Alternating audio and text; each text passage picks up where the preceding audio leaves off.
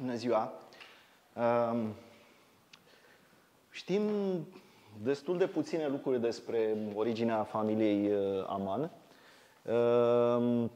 Aici îl avem în poză pe tatăl lui Teodor, Dimitrie, însă primul care a venit în țara românească a fost tatăl lui Dimitrie, al cărui prenume nici măcar nu-l știm. Probabil că era Constantin.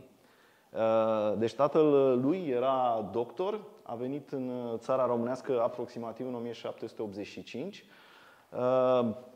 Legenda este că ori a făcut o greșeală medicală în tratamentul cuiva de la Constantinopol, ori altceva, iar lucrul ăsta l-a făcut să plece de acolo. În acel moment, în țara românească, sistemul medical era coordonat de 3 armâni. Doctorul Silvestru Filiti, doctorul Constantin Caracaș și doctorul Constantin Darvari. Numele familiei era Dimo.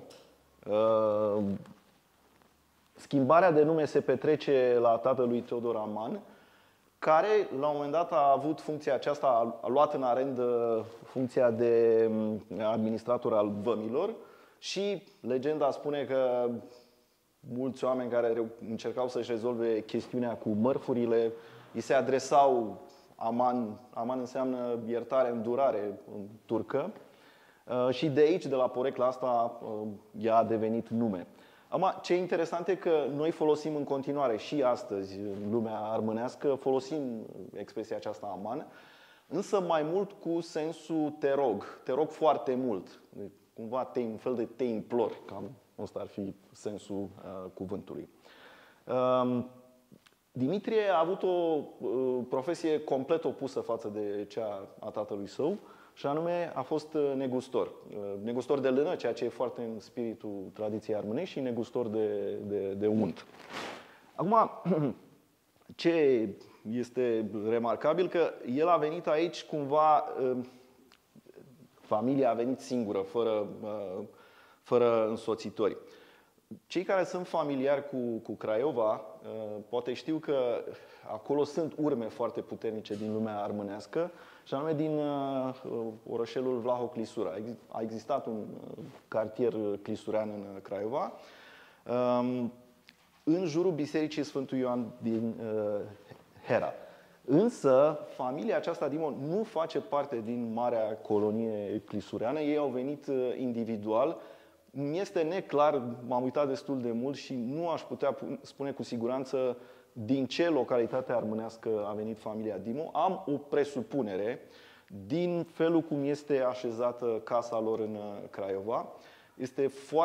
Este în zona bisericii, se chema Sfânta Troiță, astăzi se cheamă Sfânta Treime. Și acel loc este în proximitatea celebrului muzeu de artă din Craiova, care a fost casa familiei armânești Mihail.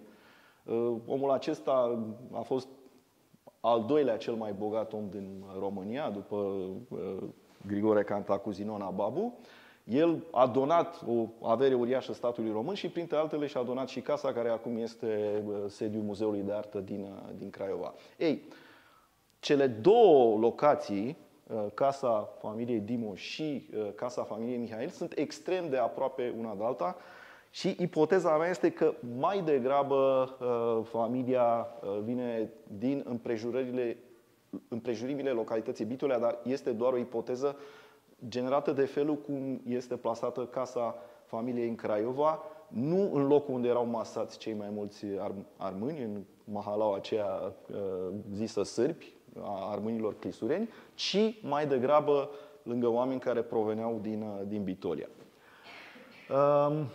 Acum, doamna Greta Șuteu în album spune o poveste foarte frumoasă. Repictarea acestui tablou făcut de un anonim în 1818, când Dimitru Demu Aman a ajuns serdar, deci cu acel prilej e făcut acest portret. Teodor ar fi repictat acest album într-o încercare de a-și reapropia tatăl, care a murit când el avea doar 3 ani. Ceea ce înseamnă că Teodor Aman, de fapt, a fost privat de prezența tatălui. În schimb, a avut-o alături destul de mult timp pe mama sa, care era tot armâncă. Numele, sigur, apare acolo Pepita sau cu o altă formă, numele este Despina, de fapt. Ea era din familia Paris, ne-a spus domnul Crăciun de unde vine numele, nu e foarte simplu, e un nume care este folosit foarte mult și astăzi în lumea română.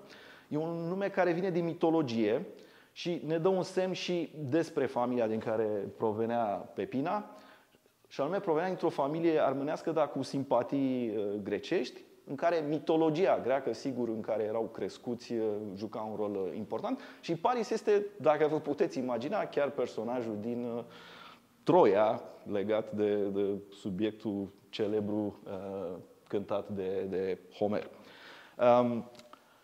Asta este frumos, că armânii, când pleacă din locurile unde sunt mai mulți, încearcă să-și păstreze unele obiceiuri. Unul din ele ar fi să te însori cu cineva tot în lumea ta. Sigur, când vii la Craiova, opțiunile de a te căsători sunt mult mai puține, însă Dimitrie Demu, după ce a avut o soție româncă care a murit, s-a căsătorit a doua oară cu o soție armâncă și ce e interesant că, deși și-au pierdut limba la un moment dat, tot păstrau obiceiul ăsta de a se căsători în interiorul grupului pentru a trăi după niște cutume și după niște coduri cu care erau familiari. Acum, sigur că noi armânii suntem așa pe pragul de a dispărea. Și unul din mecanismele astea de a ne păstra încă e un soi de mândrie, poate exagerată, privită din exterior. E un mecanism de autoapărare, acela de a spune, suntem în pericol, dar uite ce am dat noi. Și sigur că suntem foarte mândri cu Teodor Aman pentru ce a făcut, dar ca să fim sinceri, că ăsta e un alt filon important din lumea noastră, trebuie să spunem și ce nu este caracteristic lui Teodor Aman.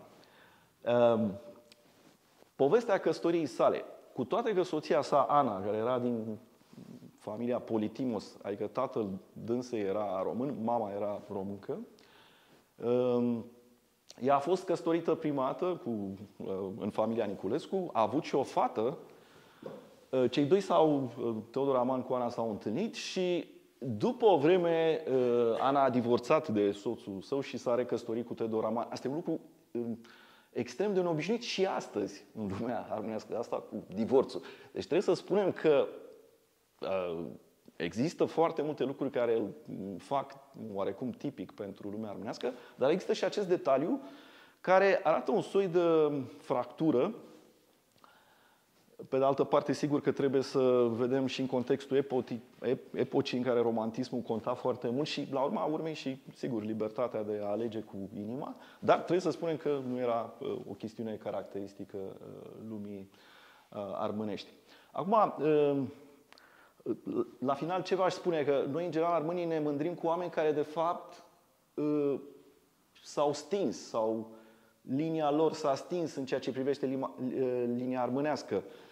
Din familia Aman, nu știu dacă știți, se trag câțiva oameni foarte importanți în istoria României. De exemplu, un prim-ministru, Ion Gigurtu, care a murit în închisori. Sau ministrul de externe, Nicolae Titulescu. Deci sunt numai câteva personaje ieșite din comun. Acum, vă spuneam că familia s-a pierdut și s-a pierdut din simplu fapt. Există un proverb în lumea armânească care spune că, îl zic în armânește, oaia care fuge de copii chiare.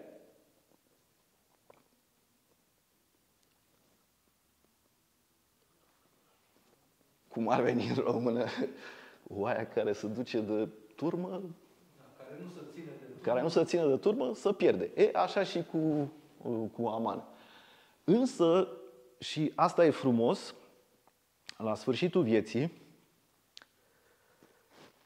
și el și fratele său, Alexandru, nu l-am aici într-o poză, care, apropo, cred că îl avem în portret, trebuie să spunem că a fost primul personaj din România care și-a luat o diplomă în drept la Paris, deci e primul astfel de om. Amândoi frații au donat statului român 2 muzee. Și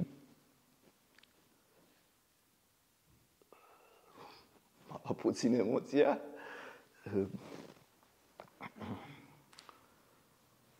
Generozitatea e o trăsătură din lumea noastră.